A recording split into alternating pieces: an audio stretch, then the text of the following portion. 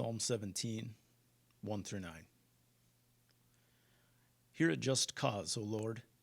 Attend to my cry.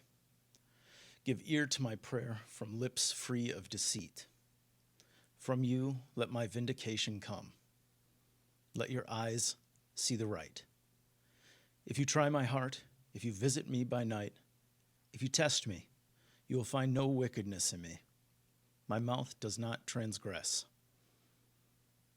As for what others do, by the word of your lips, I have avoided the ways of the violent. My steps have held fast to your paths. My feet have not slipped. I call upon you, for you will answer me, O God. Incline your ear to me. Hear my words. Wondrously show your steadfast love, O Savior of those who seek refuge from their adversaries at your right hand. Guard me as the apple of the eye. Hide me in the shadow of your wings. From the wicked who despoil me, my deadly enemies who surround me. Genesis 38, 1 through 26. It happened at that time that Judah went down from his brothers and settled near a certain Adullamite, whose name was Hirah. There Judah saw the daughter of a certain Canaanite, whose name was Shua. He married her and went in to her. She conceived and bore a son, and he named him Again she conceived and bore a son, whom she named Onan.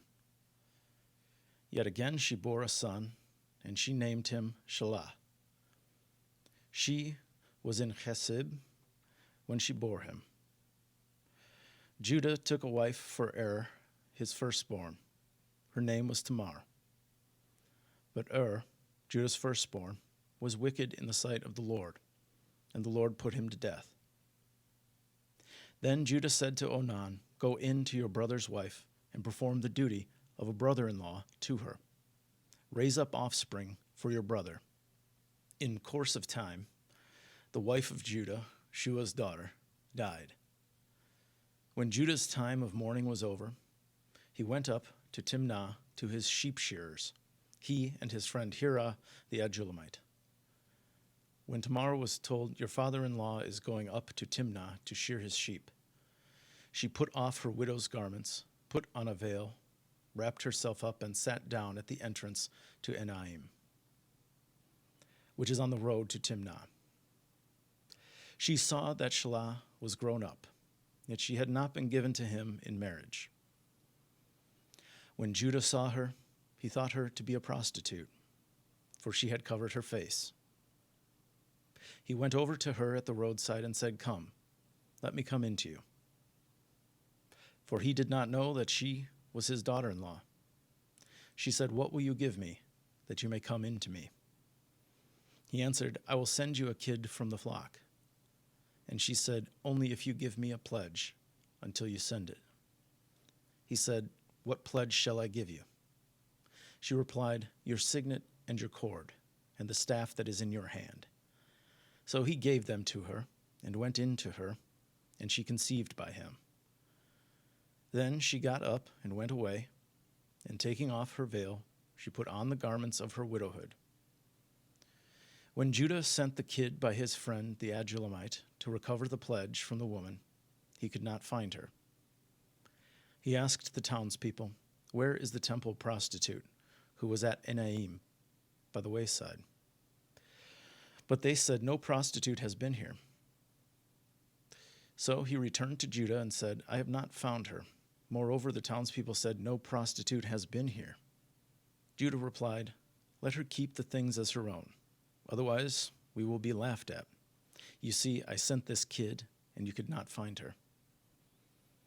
About 3 months later, Judah was told, Your daughter-in-law, Tamar, has played the whore. Moreover, she is pregnant as a result of whoredom. And Judah said, Bring her out and let her be burned. As she was being brought out, she sent word to her father-in-law. It was the owner of these who made me pregnant.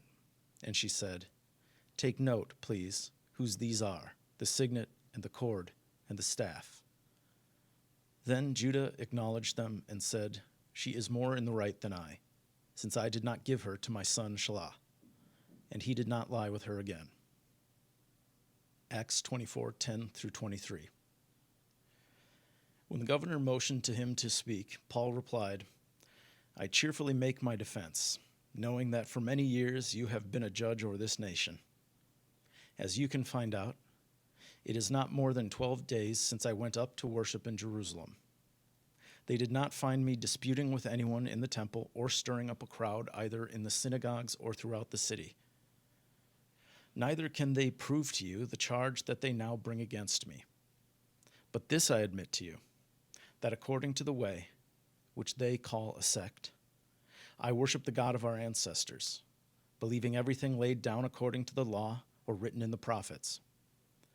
I have a hope in God, a hope that they themselves also accept, that there will be a resurrection of both the righteous and the unrighteous. Therefore, I do my best always to have a clear conscience toward God and all people. Now, after some years, I came to bring alms to my nation and to offer sacrifices. While I was doing this, they found me in the temple, completing the rite of purification without any crowd or disturbance. But there were some Jews from Asia. They ought to be here before you to make an accusation, if they have anything against me. Or let these men here tell what crime they had found when I stood before the council, unless it was this one sentence that I called out while standing before them. It is about the resurrection of the dead that I am on trial before you today.